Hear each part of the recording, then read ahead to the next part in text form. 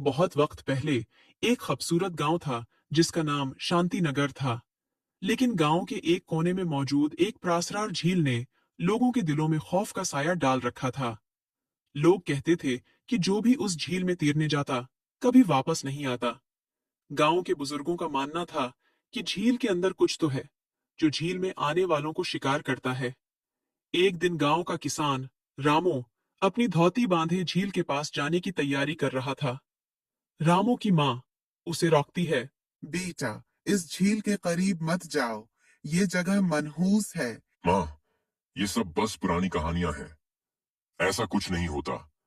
मैंने अपने दोस्तों से वादा किया है और मैं कल झील में तैरने जा रहा हूँ। कुछ भी नहीं होगा। मैंने खुद अपने आंखों से देखा है कि कितने लोग यहाँ से कभी वापस नहीं लौटे। बेटा, ये झील सादा नहीं है। मैं नहीं चाहती कि तुम भी इन लोगों की तरह गायब हो जाओ। लेकिन रामू अपनी माँ की बात को संजीदा नहीं लेता और झील की तरफ जाने का इरादा करता है। अगले दिन रामू अपने दोस्तों के साथ झील के पास पहुंचता है। गांव के लोग दूर से ये मंजर देख रहे थे। रामू, मुझ जाओ। ये झील वही है जिसमें जाने वाले कभी वापस नहीं आए। आप लोग बस पुरानी कहानियों पर यकीन करते हैं। मैं वापस आऊंगा और तुम सबको दिखाऊंगा कि यहाँ कुछ भी खतरनाक नहीं है। रामू अपने दोस्तों की तरफ देखकर पानी में दाखिल होता है। रामू झील में तैरने लगता है। अचानक झील के पानी में एक अजीब सी हलचल होती है। पानी की सतह पर एक खूबसूरत चेहरा नमूदार होता है। वो मरमड्ड थी जिसका ऊपरी हिस्सा इंसान का था और नीचे से वो मछली की मानंद थी। उसकी आंखों में गहरी चमक और दिलकश मुस्कुराहट थी। तुम तुम कौन हो?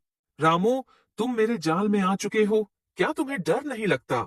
मैं इस झील की मुल्का हूँ और जो यहाँ आता है वो कभी वापस नहीं जाता। रामू खौफ से पीछे हटता है, लेकिन मरमड ने उसे अपने जादुई जाल में जकड़ लिया। रामू चीखता है, लेकिन कोई उसे बचाने वाला नहीं था। रामू के दोस्तों ने जब देखा कि वो गायब हो गया है, तो वो खौफजदा होकर गांव वापस भागे और गांव वालों को बताया। गांव के लोग गुस्से और खौफ में थे।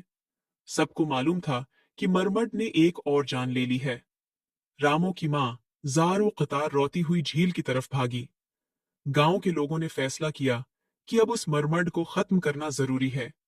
गांव के बहादुर जवान और बूढ़े सब जमा हुए और झील के पास पहुंचे। अब बहुत हो चुका। हमें उस मरम्मत को खत्म करना होगा।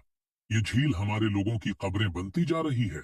गांव के लोग नेज़े, मिशाले और रस्सियां लेकर झील में दाखिल हुए। मुरमड ने उन्हें रोकने की कोशिश की, लेकिन गांव के जवानों ने हिम्मत नहीं हारी। आखिरकार उन्होंने मरमड को झील के किनारे घेर लिया और उसे नेज़े से वार करके मार डाला। तुम सबने मेरे साथ क्या किया, लेकिन मेरी लांत तुम सबको हमेशा परेशान करेगी। मरमड की मौत के साथ झील का पानी एक बार फिर खामोश हो गया। मरमड की मौत के बाद झील का खौफ खत्म हो गया। गांव वाले दोबारा अपनी जिंदगी में मसरूफ हो गए। रामू की माँ अपने बेटे की याद में रोजाना झील के किनारे बैठती और आंसू बहाती। बेटा, मैंने तुम्हें कहा था कि ये झील खतरनाक है, लेकिन तुमने मेरी बात नहीं मानी।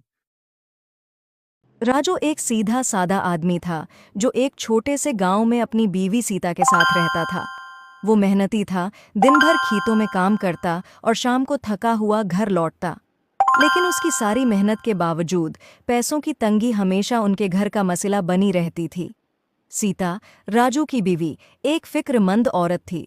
वो हमेशा इस बात पर परेशान रहती थी कि पैसे कब खत्म हो जाएंगे। हर दिन इन दोनों के दरमियान पैसे को लेकर झगड़ा होता। राजू, तुम्हें ज्यादा पैसे कमाने की फिक्र करनी चाहिए। हम कब तक उसी तंगी में जिएंगे? सीता गुस्से में बोलती।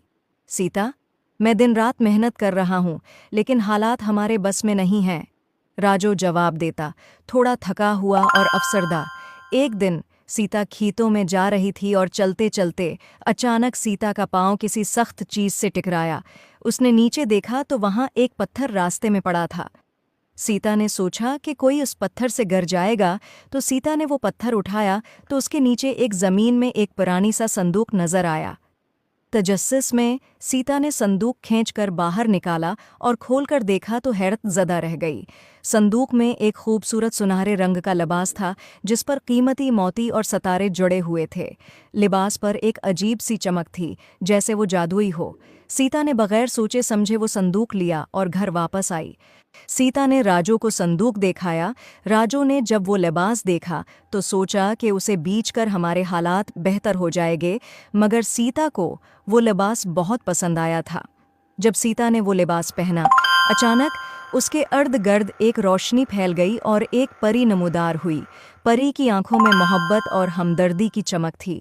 राजू और सीता परी को देखकर हैरान हो गए।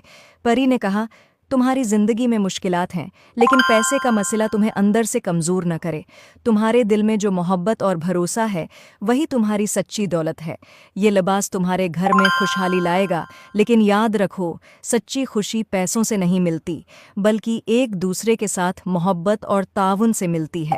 सीता और राजू की आंखों में आंसू आ गए। सीता ने समझ लिया कि वो हमेशा पैसे के पीछे भागती रही, जबकि खुशी उसके घर में पहले से मौजूद थी। उसका प्यार करने वाला शोहर राजू। सीता ने राजू से माफ़ी मांगी। मुझे माफ़ कर दो राजू, मैंने पैसों की फिक्र में तुम्हारी मेहनत और मोहब्बत को नज़रअंदाज किया। हमें मिलकर खुशी से जीना चाहिए, चाहे हमारे पास कितने ही पैसे क्यों ना हों। इसी दिन से उनकी ज़िंदगी में सुकून आ गया। वो लिबास जो जादुई था ने वाकई उनके घर में खुशहाली लाई, लेकिन सच्ची खुशी उनके दिलों में मोहब्बत और एतमाद के ज़रिए आई। और यूं सीता और राजू ने अपने गांव में सुकून से, मोहब्बत और खुशहाली के साथ ज़िंदगी गुजारना शुरू कर दी। I hope you like it. Please like and subscribe my YouTube channel.